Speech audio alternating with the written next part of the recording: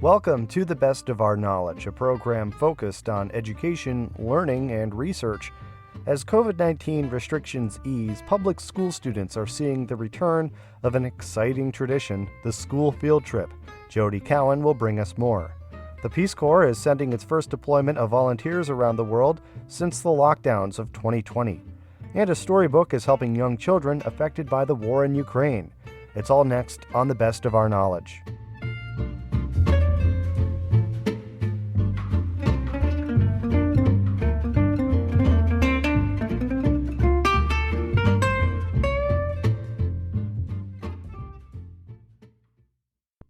This is The Best of Our Knowledge. I'm Lucas Willard. The COVID-19 pandemic forced schools to abandon tried and true methods of educating in favor of safer, often mandated, virtual teaching.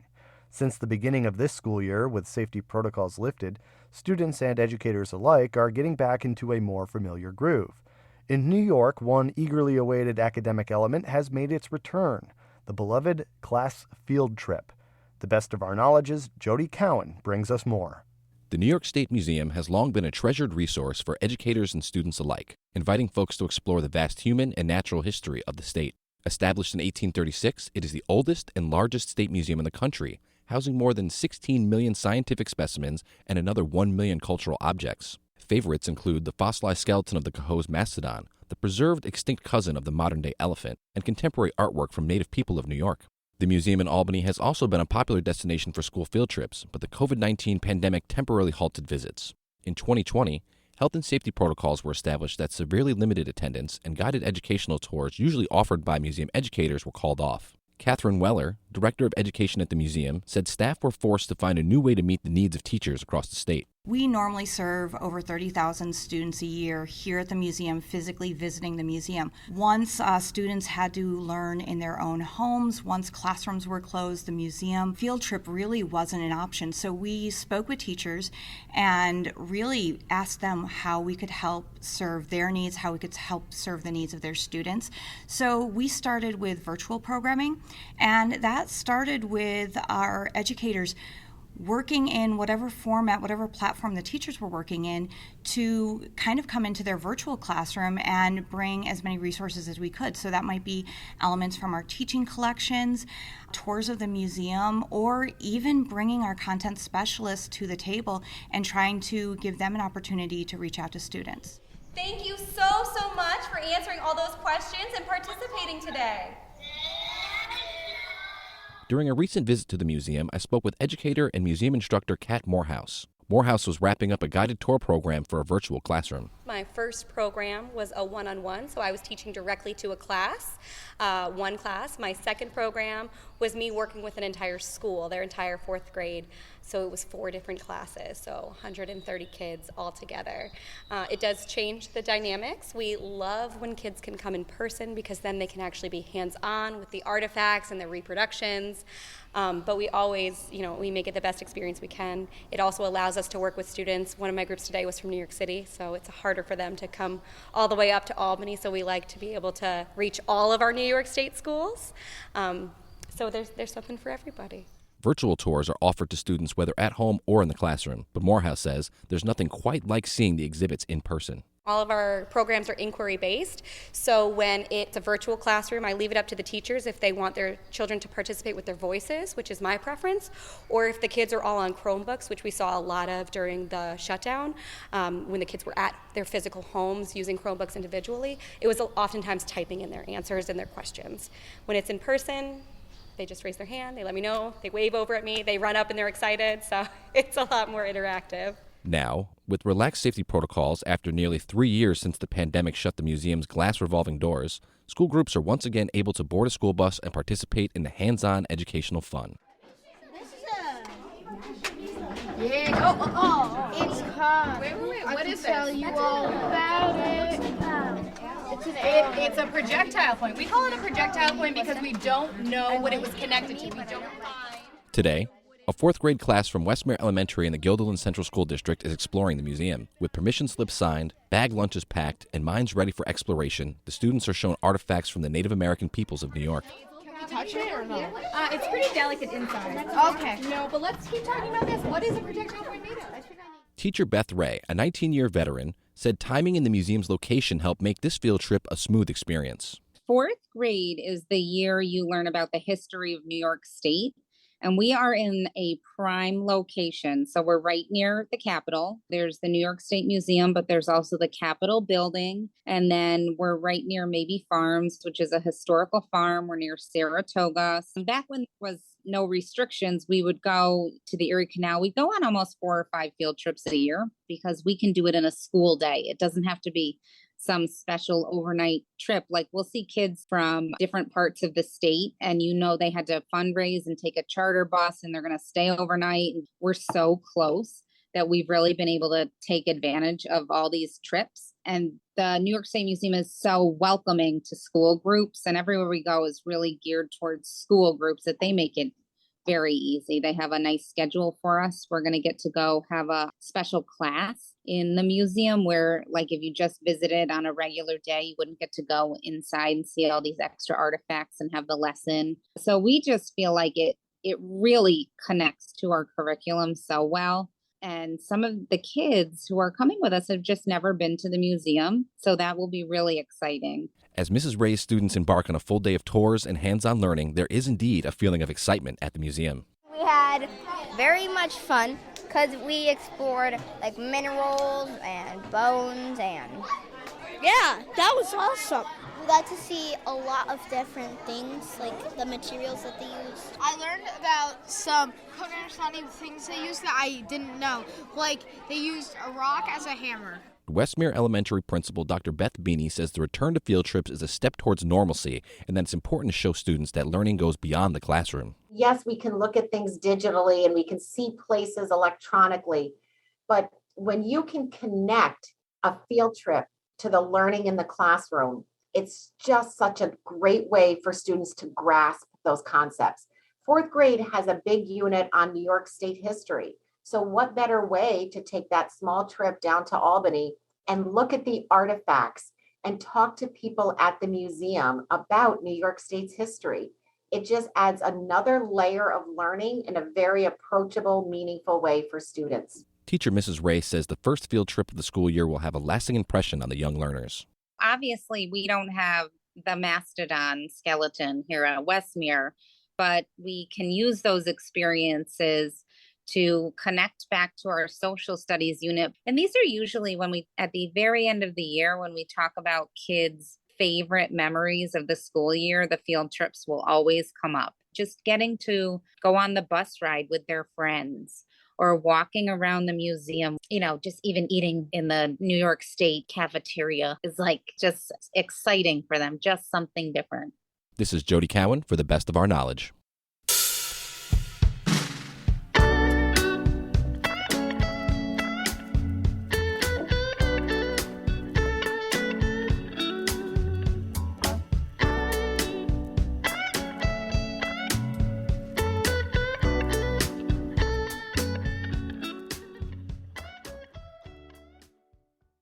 In March 2020, the global pandemic forced the U.S. Peace Corps to bring home nearly 7,000 volunteers from more than 60 countries. Now, after nearly 3 years, the agency is preparing to send volunteers back overseas. Among the first to venture out is Dara Brandenburg, a 24-year-old native of Troy, New York, who will serve as a health volunteer in Madagascar. A recent graduate of SUNY Plattsburgh, Brandenburg had her own study abroad program in Spain disrupted during the onset of the pandemic. As she prepares for her 2-year deployment, we spoke about why she chose the Peace Corps.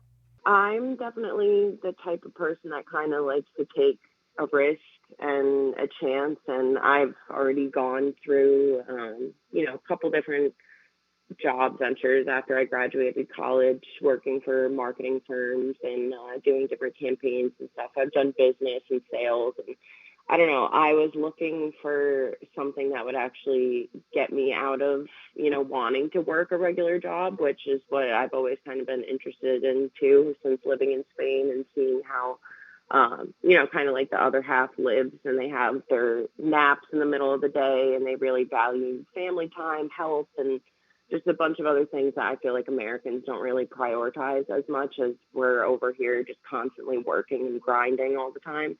So I think it'll be a good chance to be able to, live and appreciate in a way different type of setting and culture and environment. I tell you, I could definitely use a nap in the day, in the middle of the day.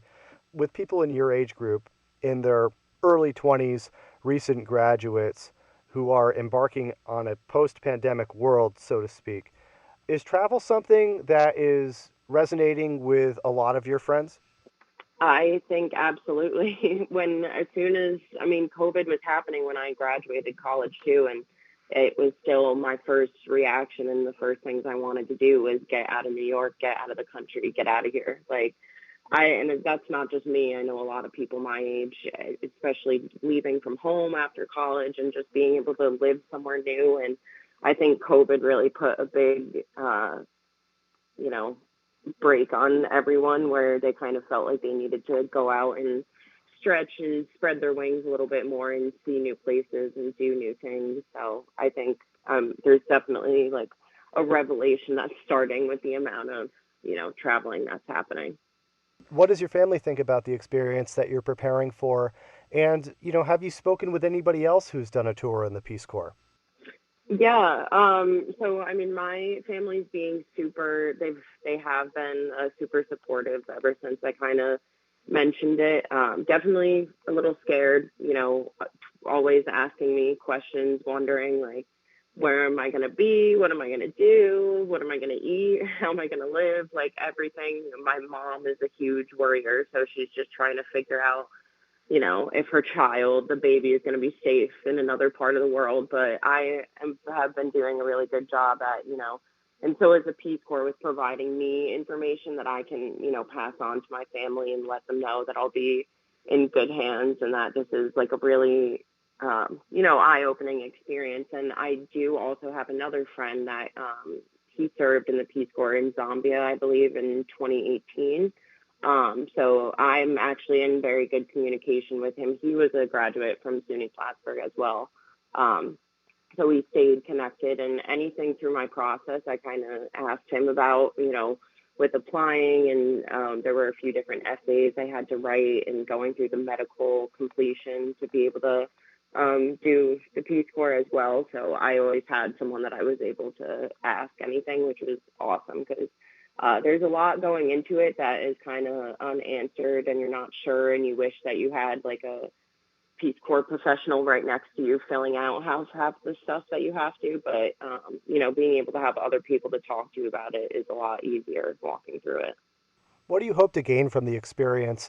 And you've already done some traveling abroad when you said you went to Spain when you were doing your college studies, and then unfortunately that was impacted by the pandemic. But why do you think traveling or volunteering is so important? And do you have any advice for other people who are maybe on the fence or are recent graduates? Yeah, it kind of also just takes like someone with a big heart like myself, where I kind of like to step outside of myself a lot of times, and I just look for ways that I'm able to help other people.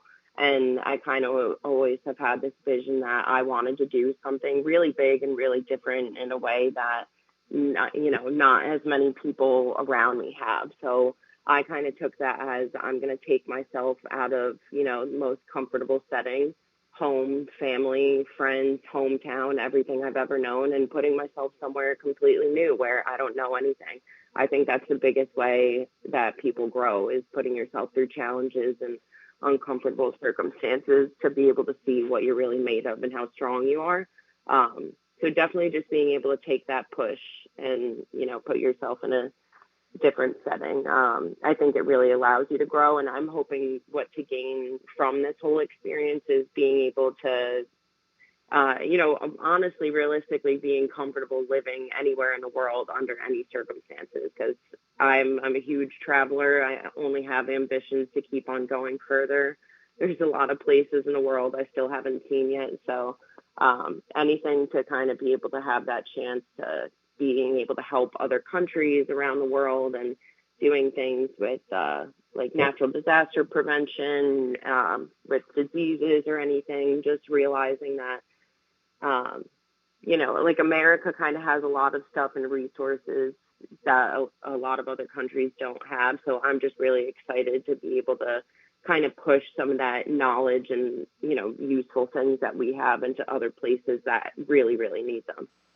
What are you looking forward to most once you get over there? I think mostly kind of, I guess, like the weather and the culture, that all together. I know it's going to be a big shock. But even I was looking up, like, Madagascar is the fourth largest island in the world. It's below the equator. So that's like weather conditions I've definitely never been in, especially being from upstate New York. So kind of just like trying to prepare myself for that. And I know it's a lot of like mountainous region or beachside and cliffs and stuff like that. So I'm really excited to, be living the island life. Well, best of luck to you, Dara, and thank you so much for taking the time to speak with me. I appreciate it. Yeah, thank you so much for giving me this opportunity to hopefully able to help some people, give them that strength to do something new. Dara Brandenburg is preparing to be one of the first Peace Corps volunteers to return overseas since March 2020. Brandenburg will serve as a health volunteer in Madagascar. You're listening to The Best of Our Knowledge.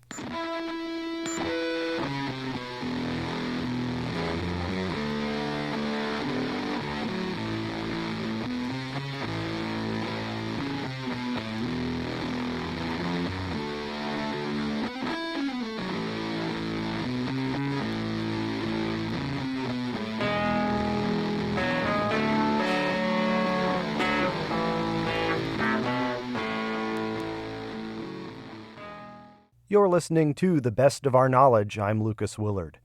A children's book developed in the U.S. to help children deal with crises is now being distributed to kids affected by the war in Ukraine.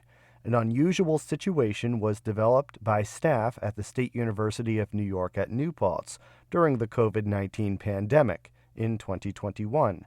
The illustrated storybook tells the story of Milo, a young bird experiencing an unnamed event that makes him feel helpless, confused, and angry.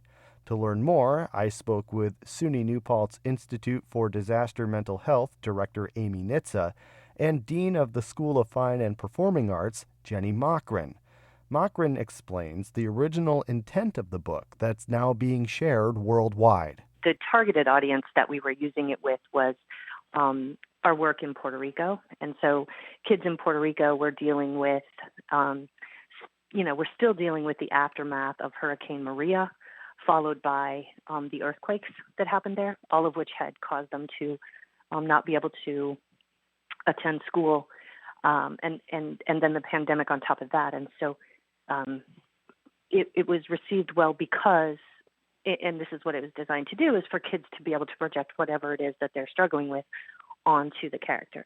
So for some of them, the thing that bothered them the most was something about Hurricane Maria. For others, it was about the earthquakes, right? For some of them, it was about the lockdown. And for some, it was something totally different, right? Like their own, interpersonal distress related to something totally different that we don't have any idea about.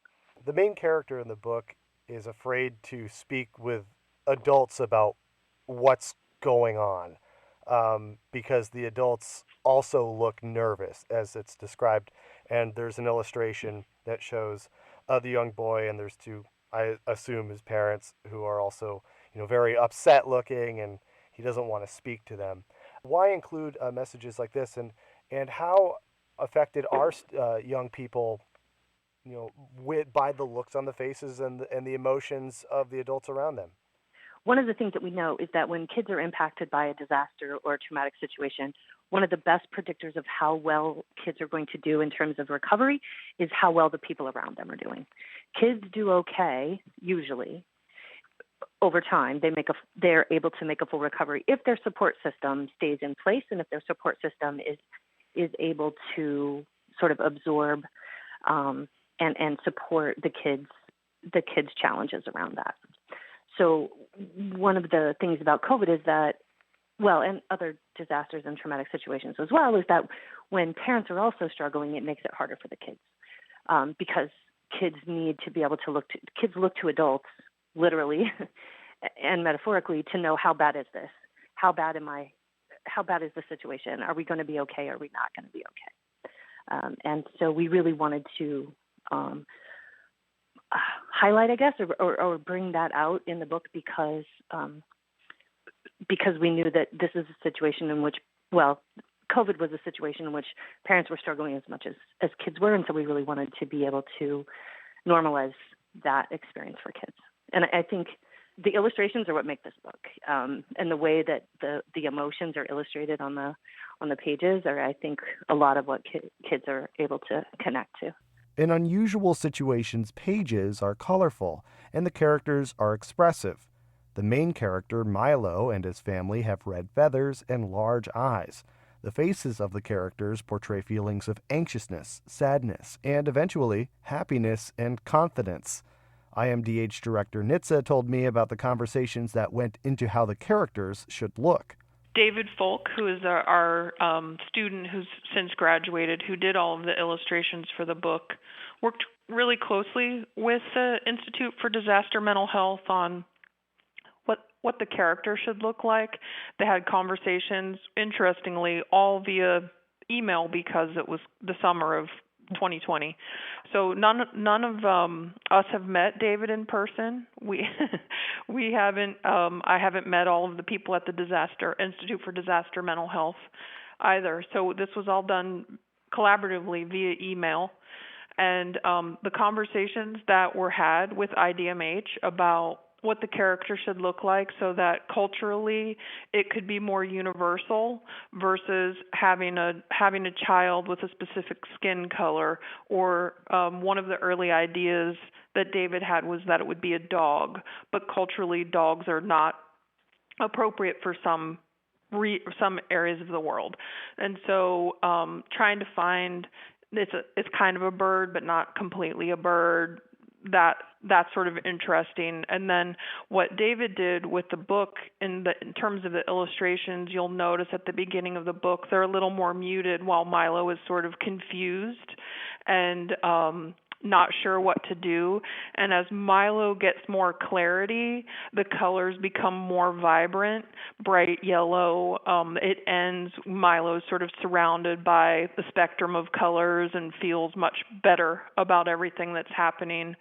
So the illustrations are, working off the words of the book, but also trying to support these ideas about, how we feel in the world and how we perceive things in the world.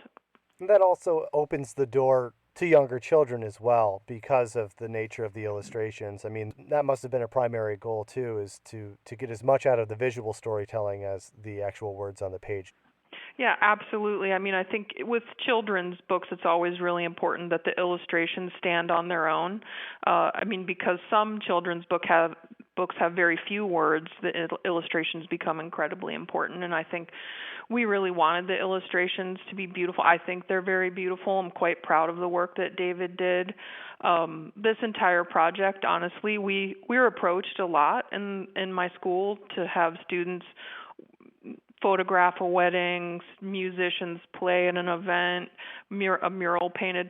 We don't generally get involved in the collaboration, and we don't generally see a project like this that has such broad reach and has been repurposed for a number of situations, including now the war in Ukraine, natural disasters, COVID. And it's been translated in several languages. So that's very exciting for us because we don't get to normally have that kind of outreach to the world. So we've been really happy with this partnership with the Institute for Disaster Mental Health. Before An Unusual Situation was translated into Russian and Ukrainian, a group of Ukrainian expats organized and reached out to a colleague at the University of Minnesota, who in turn contacted the staff at SUNY New Paltz. Makrin of the School of Fine and Performing Arts explains. They reached out to Professor Gloria Leon at the University of Minnesota, who is an active leader in the World Association of Disaster and Emergency Medicine. And she's a colleague of ours. And so when she heard what they were trying to do in terms of supporting children, she thought of us. And so when she reached out to us, I said, well, how can we help? And I mentioned the book as a resource that we had, and that immediately caught their attention, and they got very excited about it. And so we quickly had it translated into both Ukrainian and Russian. And then the Ukrainian expats who are here actually then funded having it printed in hard copy in Ukraine itself and distributed at different shelters and places where internally displaced people in Ukraine are currently residing. We've had a couple of online Zoom trainings to talk through the book and the goals of the book with different groups of psychologists and other mental health professionals who've been doing work in Ukraine to talk them through the strategy behind the book and give them different ideas for how they could use it.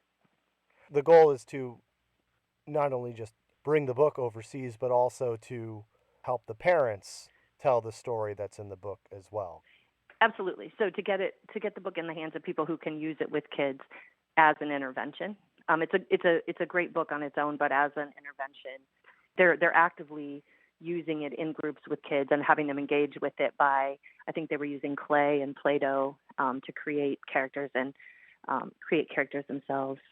And so they're actively engaging with it as a psychosocial support sort of intervention. As the book is translated into new languages and shared in new places, Makrin says a second story is being considered. While An Unusual Situation is purposefully vague, Makrin thinks a follow-up could potentially feature more extreme circumstances. The Milo book, as it stands, The Unusual Situation, doesn't... It could be used... Children could see themselves in it in something really extreme, but also in something less extreme and more ordinary. And so we're thinking of doing a second book that talks about, where the situation is ongoing and is more extreme. And so then the goal there would be to illustrate maybe a more deeper level of coping skills and strategies that kids could use. An Unusual Situation is written by Cassandra Cernan with illustrations by David Falk and designed by Max Zerlini. It was developed by the Institute for Disaster Mental Health and the School of Fine and Performing Arts at SUNY New Paltz. It's available for free online in English, Spanish, French, Russian, and Ukrainian. You're listening to The Best of Our Knowledge.